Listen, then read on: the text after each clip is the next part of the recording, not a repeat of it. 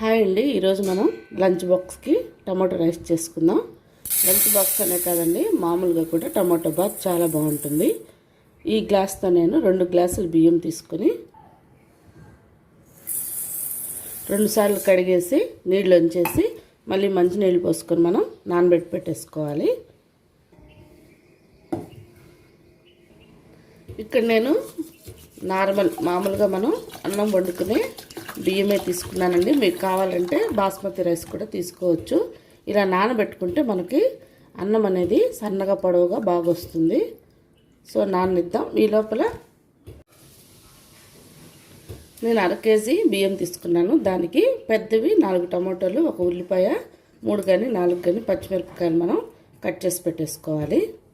Stove వెలిగించి cooker గిన్నె పెట్టేసుకొని ఇందులో మనం 2 టేబుల్ స్పూన్లు నూనె వేసుకోవాలి.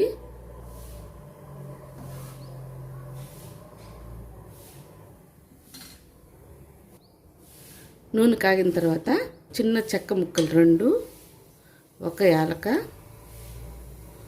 3 లవంగాలు వేసేసుకోవాలి. 1 ఉల్లిపాయని కట్ చేసి పెట్టుకున్నాం కదా, ఆ ఉల్లిపాయ ముక్కలు వేసేసుకోవాలి.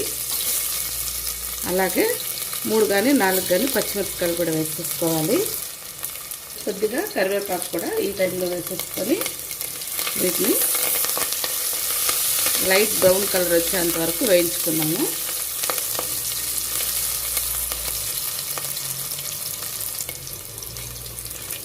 ఇలా వేగితే చాలు. ఈ టైంలో మనం అల్లం వెల్లుల్లి పేస్ట్ వేసేసుకుందాం. 1/2 కేజీ రైస్కి 1 టీ స్పూన్ అల్లం వెల్లుల్లి పేస్ట్ వేసుకుంటే సరిపోతుంది. దీన్ని పచ్చివాసన పోయేంత వరకు వేయించుకున్నాము.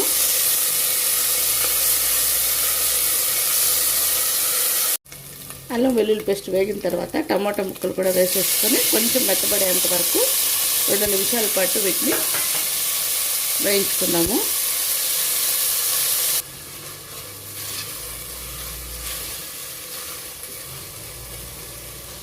అంతా ఒకసారి మొత్తం కలిసే విధంగా కలిపేసుకొని మంట తగ్గించేసి ఒక 2 నిమిషాలు మనం మూత పెట్టేసినామంటే చక్కగా టమాటాలన్నీ మెత్తబడిపోతాయి.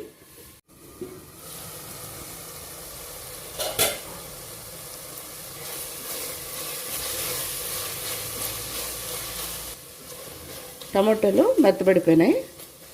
ఈ టైంలో 1/2 టీ స్పూను పసుపు వేసుకొని దీన్ని కూడా మనం 1/2 నిమిషం పచ్చివాసన పోయేంత వరకు వేయించుకోవాలి. ఇప్పుడు మంటని హైలో పెట్టేసుకోండి. టమాటాలు మగ్గేటప్పుడు మనం మంట తగ్గించుకున్నాం కదా, పసుపు వేసిన తర్వాత పెంచుకొని దీన్ని కలుపుకోవాలి.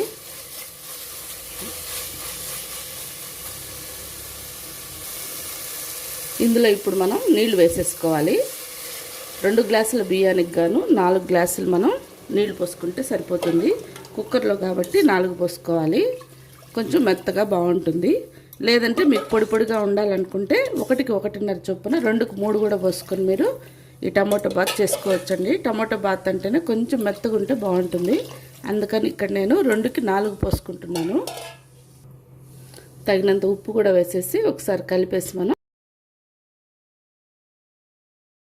ఈ టమాటో బాత్లో మనకి మసాలా ఘాటు తక్కువ ఉంటే బాగుంటుంది. మీకు ఇంకా కావాలనుకుంటే 1/4 టీ స్పూన్ గరం మసాలా కూడా ఈ టైంలో వేసుకొని కలిపి మూత పెట్టేసుకుంటే సరిపోతుంది. నేను చెక్క లవంగం అంతా చాలా తక్కువ వేసాను కదండి, కాబట్టి 1/4 టీ స్పూను మీకు కావాలనుకుంటే స్పైసీగా గరం మసాలా కూడా వేసుకొని కలిపేసుకొని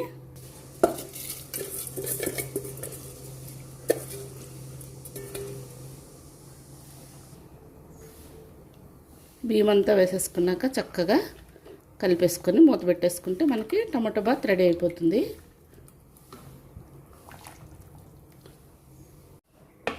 మూత పెట్టేసి 3 విజిల్స్ రానిచ్చుకుందాము. కుక్కర్ ప్రెజర్ వచ్చే లోపల మనం టమాటో బాత్లోకి ఒట్టిగా పెరుగు చట్నీ చేసుకుంటే కూడా చాలండి, అంత రుచిగా ఉంటుంది. ఇంకా వేరే ఏం అవసరం లేదు. కూరగాయలు అవన్నీ లేనప్పుడు మనం ఇలా టమాటో బాత్ ఇందులోకి పెరుగు చట్నీ చేసుకుని హ్యాపీగా తినేయచ్చు. పిల్లలకి లంచ్ బాక్స్కి కూడా పంపించవచ్చండి.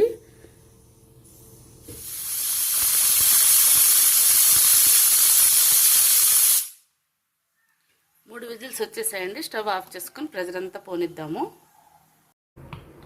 ప్రెజర్ పోయిందండి, మూత తీసి చూద్దాము.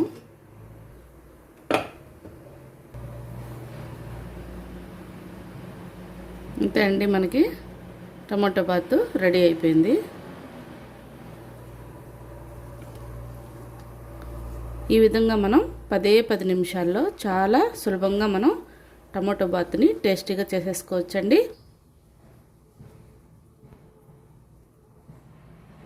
చూసారు కదండి, చక్కగా మనకి రుచికరమైన టమాటో బాత్ 10 నిమిషాల్లో రెడీ అయిపోయింది. మీరు కూడా ఒకసారి తప్పకుండా ట్రై చేయండి. పిల్లలు పెద్దలు చాలా బాగా ఇష్టపడతారండి. పక్కన పెరుగు చట్నీ పెట్టుకుని తింటే కూడా చాలండి. ఓకే అండి, మా రెసిపీ మీకు నచ్చినట్లయితే లైక్ చేసి షేర్ చేసి తప్పకుండా సబ్స్క్రైబ్ చేసుకొని మన ఛానల్లో మిగతా రెసిపీస్ అన్నీ కూడా చూడండి. ఓకే అండి, మరో టేస్టీ రెసిపీతో మళ్ళీ కలుద్దాం. Thank you for watching. Bye అండి.